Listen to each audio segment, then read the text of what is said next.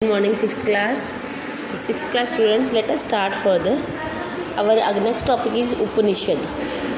तो उपनिषद टॉपिक आपको मैं बताने जा रही हूँ कि उपनिषद का मीनिंग क्या होता है. सबसे पहले उपनिषद का मीनिंग होता है अप्रोचिंग एंड सीटिंग नियर.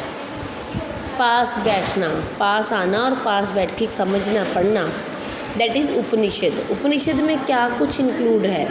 उपनिषद में वो सारी कन्वर्सेशन, वो सारी बातचीत इंक्लूड की हुई है जो स्टूडेंट्स और टीचर के बीच में होती है, सिंपल डायलॉग्स के ज़रिए. देखो स्टूडेंट्स, सनातन धर्म में सबसे पहले एशियन टाइम में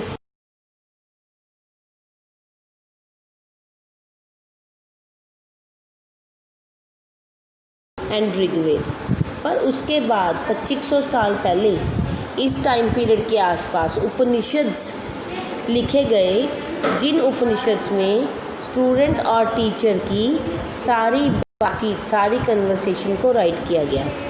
और जो क्वेश्चंस होते हैं रिगार्डिंग लाइफ एंड डेथ, कि लाइफ क्या है, डेथ क्या है, what happened after death, death के बाद क्या होता है, और why sacrifices should be performed, हवन यज्ञ क्यों किए जाते हैं, ये सारे क्वेश्चंस हैं. और टीचर्स के द्वारा इनके दिए हुए आंसर्स, ये सब कुछ उपनिषद में इंक्लूडेड है. जैसे आप ये देख रहे हो ना, टीचर पढ़ा रहा है, स्टूडेंट्स पढ़ रहे हैं, तो इन सब की कन्वर्सेशन जो है, बातचीत जो है, वो उपनिषद में लिखी गई है.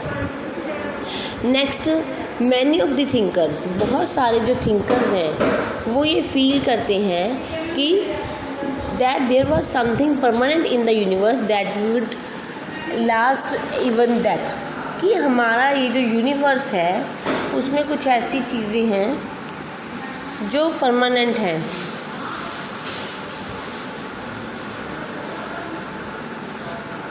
मतलब जो कभी भी ख़त्म नहीं होती.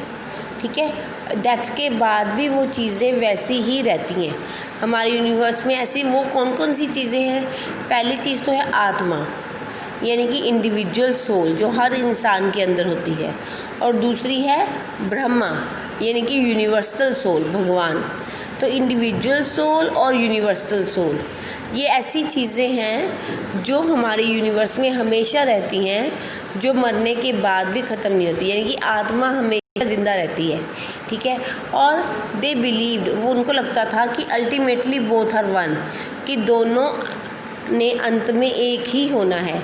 जैसे देखो, एक समंदर है, ये बहुत बड़ा, जस्ट वेट, जैसे एक बहुत बड़ा ये समंदर है, इसमें बहुत अथाह पानी है, बहुत ज़्यादा पानी है. इसमें से एक बूंद ये अलग निकाली हमने, ऐसे करके समुंदर से हमने एक बूंद ये अलग निकाल ली, ये बूंद. ठीक है. तो इस बूंद ने अंत में समुंदर में ही मिलना है. तो ये बूंद क्या है? ये बूंद है आत्मा. और ये समुंदर क्या है? ये है सोल, ये है. और ये समुंदर क्या है? ये है यूनिवर्सल सोल. ठीक है. तो इस आत्मा ने एंड में इस यूनिवर्सल सोल में मिल जाना है, यानी कि दोनों ने, इनका अल्टीमेट एम क्या है आत्मा का, कि फिर से उस यूनिवर्सल सोल में मिल जाना, यानी कि फिर से एक जो बूंद रूपी आत्मा है उसने समंदर में फिर से मिल जाना है. ये उसका अल्टीमेट एम होता है. मैक्सिमम जो थिंकर्स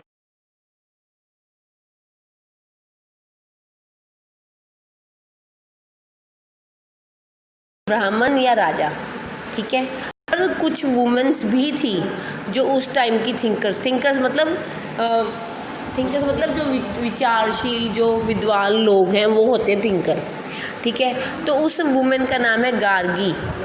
ये वो वुमेन थी जो पार्टिसिपेट करती थी, जो डिबेट्स होती थी ना राज दरबार में, रॉयल कोर्ट्स में जो डिबेट्स होती थी, उनमें ये गार्गी भी पार्टिसिपेट करती थी. ये देखो गार्गी. कम ही वुमेन्स थी जो पार्टिसिपेट करती थी, पर थी वुमेन्स. ठीक है, जो पार्टिसिपेट करती थी इन डिबेट्स में. उसके बाद नेक्स्ट टॉपिक है कि जो पुअर पीपल थे, गरीब लोग थे, उनको बहुत कम अलाउ किया जाता था इन डिस्कशंस में पार्टिसिपेट करने से. यानी कि गरीब लोग इन डिस्कशंस में पार्टिसिपेट नहीं कर सकते थे.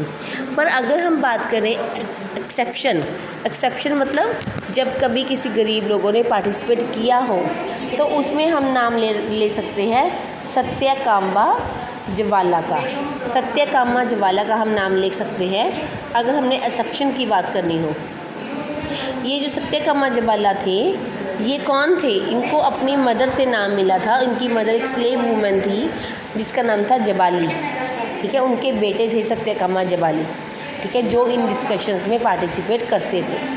और भी बहुत से और भी many of other ideas of Upanishads were lately developed. Upanishads के बारे में और भी कई आइडियाज़ थे जो बाद में डिस्कस हुए, जैसे कि शंकराचार्य ने बाद में उपनिषद्स को डिस्कस किया, ठीक है।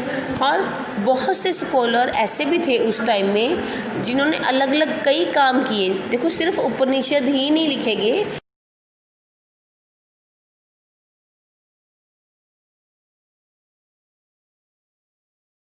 कॉन्सोनेंट्स को स्पेशल प्रॉपर ऑर्डर में राइट किया पाणिनि ने, ठीक है। शंकराचार्य ने भी उपनिषदों का व्याख्यान किया। देखो, शंकराचार्य इन्होंने उपनिषदों की व्याख्या की, ठीक है।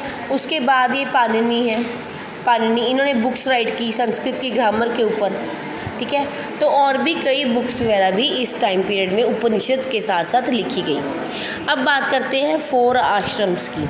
आश्रम का मतलब बेटे वो आश्रम नहीं है कुटिया जिसमें संत रहते हैं। आश्रम का मतलब है 4 आश्रम्स ऑफ लाइफ। इसमें जो जिस भी पर्सन की, देखो उस टाइम माना जाता था कि 100 ईयर्स के आसपास किसी भी पर्सन की लाइफ होती है, 100 ईयर्स के आसपास। तो उन्होंने कहा कि उपनिषद में ये बातें कही गई कि अगर किसी को मीनिंगफुल लाइफ हो, एक अच्छा मीनिंगफुल जीवन जीना है, तो उसे क्या करना होगा, किस तरह से अपने 100 साल व्यतीत करने चाहिए।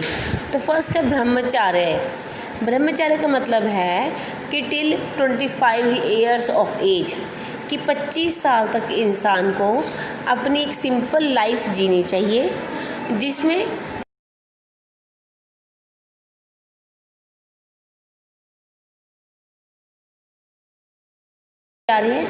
दूसरा जीवन का पड़ाव आता है गृहस्थ।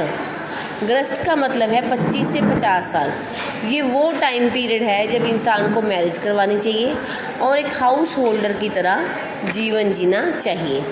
तीसरा आश्रम है वानप्रस्था, यानी कि वन को प्रस्थान करना, वन में चले जाना, जो कि है 50 से 75 साल का टाइम पीरियड, ठीक है। इसका मतलब है कि जंगलों में जाओ और वहाँ जाके मेडिटेशन करो, भगवान का नाम लो। तो मैक्सिमम ये पहले 2 तो लोग करते हैं, तीसरे से कोई नहीं करता। वानप्रस्था, जंगलों में कोई नहीं जाता मेडिटेशन करने के लिए। चौथा आश्रम है संन्यास, यानी कि 75 साल के बाद डेथ तक, जिसमें सब कुछ छोड़ के बिल्कुल सन्यासी बन जाना है। तो इन 4 आश्रम्स की एक्सप्लेनेशन मिलती है हमें उपनिषद में।